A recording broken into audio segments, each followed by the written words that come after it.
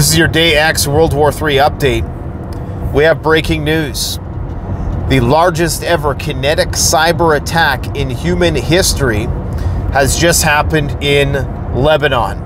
Thousands of phones or pagers, the jury's still out about what type of device they were that they were communicating with, that they thought were encrypted, but apparently they were not, exploded simultaneously.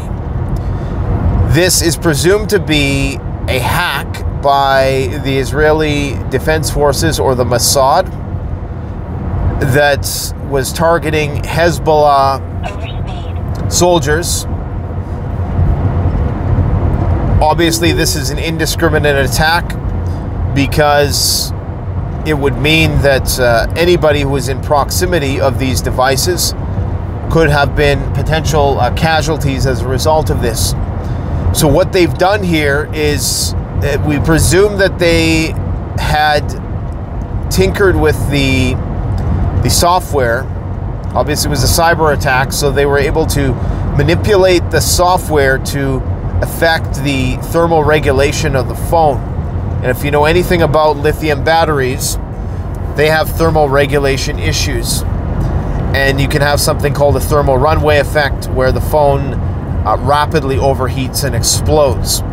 And these explosions can be significant in size. Depending on where your phone is on your person, it could be fatal. And so this is going to cause a lot of dismemberment. This is going to cause a lot of casualties. As the saying goes in war, it's better to have a casualty than a death, because of course a casualty requires multiple personnel to look after the injured individual. So this is the ultimate zero-day exploit, large-scale kinetic cyber attack in human history. This is unprecedented in scale. This is something you only see in movies, and it is a prelude to a war with Lebanon. In fact, Israeli forces are already reported to be moving towards the northern front, and there's been a shakeup in the chain of command in Israel that will permit Netanyahu to go to war, putting in position a defense minister who is going to be far more willing to go along with Netanyahu's plan to go to war with Lebanon. This is shocking to me. This changes everything we thought about cyber. We knew that cyber had the potential to be very bad, but I don't think a lot of people anticipated this one. In fact, not even Hollywood could have anticipated this one, with the exception of Stephen King's movie Cell, where the cell phone sends out signals that scramble everybody's brains and turns them into psychopathic killers. This is obviously different, but it's somewhat similar in that the phone is weaponized in a kinetic sort of way. So they were able to hack their phones, mess with the thermal regulation, cause the explosion, and this was clearly a targeted attack, so it wasn't completely indiscriminate. They're saying, we should say, because we don't know yet, the Israelis are saying that this was specific to Hezbollah. However, I think as reports come in, we're going to find it was not so surgical. But what this means is that the phone you're carrying around in your pocket could potentially be hacked and made to explode, okay? And this is not science fiction. This has just been proven to be fact, that it could explode. And if you've ever seen a phone exploding, it can be a big explosion. People get injured by this all the time. In fact, those home lithium power banks, when those things go, it's like a bomb. Those portable battery banks.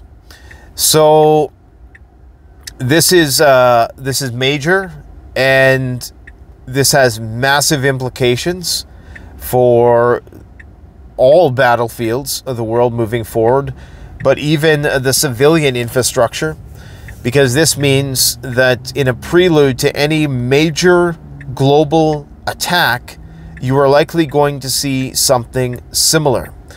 If there is a backdoor into the thermal regulation, the hardware of the, or the, would you call it the firmware, I guess would be the bridge, then you could potentially cause a massive detonation of devices, which would cause a mass casualty event. Could you imagine if something like this were pulled off on a much larger scale? We're talking about, this is a weapon of mass destruction. The war with Lebanon is about to ramp up. This is exactly what you would expect to see before Israel began a ground campaign in the south of Lebanon. Right now, the price of oil is responding. It's up 1.5%, which seems pretty low, considering we're talking about the widespread war in the Middle East, because now the Iranian ambassador to Lebanon has also been injured. The Iranian ambassador has been injured by one of these detonations. So this is massive. This is historical.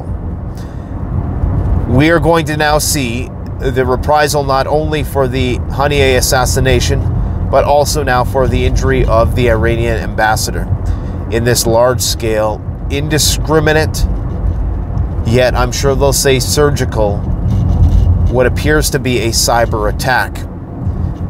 Now, one cannot rule out that this wasn't something done on the factory line, that this is not something that you can do just using the software alone, but something had to be implanted on the device. There is a possibility of that. There is a possibility that this has been known about for some time, but they were waiting to use this zero-day exploit for a time of war, because you don't use something like this unless you're ready to make a move, because this is exactly what you would want to do. You would want to disrupt the chain of command, because we must presume that if the Iranian ambassador was hit, that there was a lot more important people in the chain of command that just got hit. So this is, I'm in shock. I'm in disbelief. We thought we considered all the angles. We talked about how, you know, your phones could be hacked. This may have come up in one of the many conversations we've had with cybersecurity experts, but I don't recall this being on anybody's radar, that they expected that we would see a cyber attack of this scope and scale. Just trying to navigate traffic here. I'm trying to drive and do a video at the same time. Probably not the safest thing, but at this point in time, I'm more concerned about my phone exploding in my face. Could you imagine technology could be misused in a dystopian sort of sense? This is crazy.